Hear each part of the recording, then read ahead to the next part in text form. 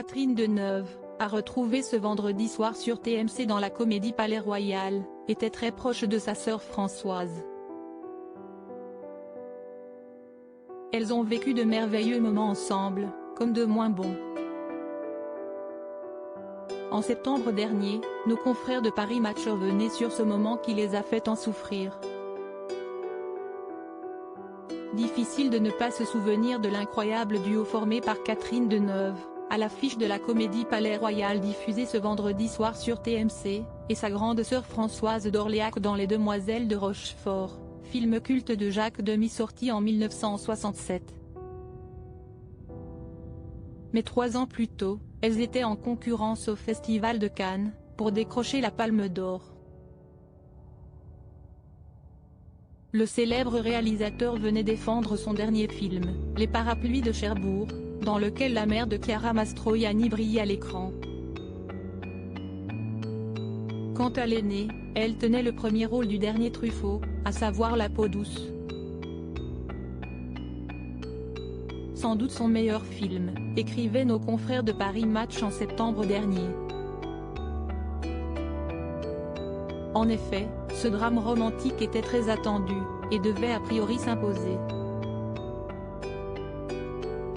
Mais le destin en a décidé autrement. Fracas, le jury tranche, il va dans le sens du public, ce n'est pas Truffaut si est Demy, ce n'est pas d'Orléac si est Deneuve, raconte le magazine, ajoutant qu'à l'époque, Françoise d'Orléac souffre de cet échec.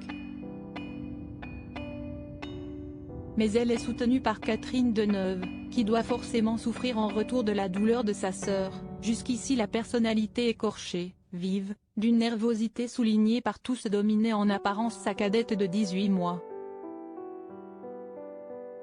Il ne s'agit pas d'une trahison, car le lien entre les deux femmes est puissant à l'époque, mais pire, d'une tragédie.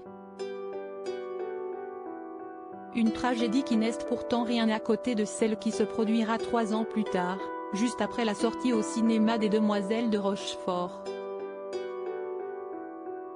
À savoir la mort brutale de Françoise d'Orléac, décédée à 25 ans à la suite d'un tragique accident de voiture survenu dans la région de Nice. Une archive de l'INA permet notamment de revoir l'annonce de ce drame dans un journal télévisé, suivi d'un reportage montrant de terribles images de l'accident. On aperçoit alors la carcasse de la voiture, qui s'est écrasée contre un pylône de signalisation de l'autoroute et a pris feu immédiatement, explique la voix off, ajoutant que l'actrice devait rejoindre l'aéroport de Nice pour prendre un avion direction Paris. Une disparition dont Catherine Deneuve ne s'est jamais réellement remise, comme elle le sous-entendait dans les pages de TGV Magazine, en 2014. J'ai été touchée par la mort très jeune, cela m'a semblé encore plus injuste. Et puis j'ai perdu pas mal d'amis, si est vrai. On continue autrement, mais on ne s'en remet pas.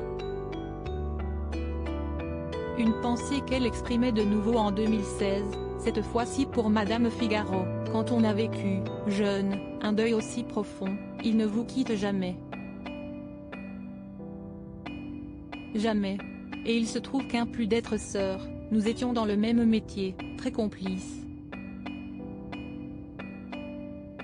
Point, on vit avec ces morts.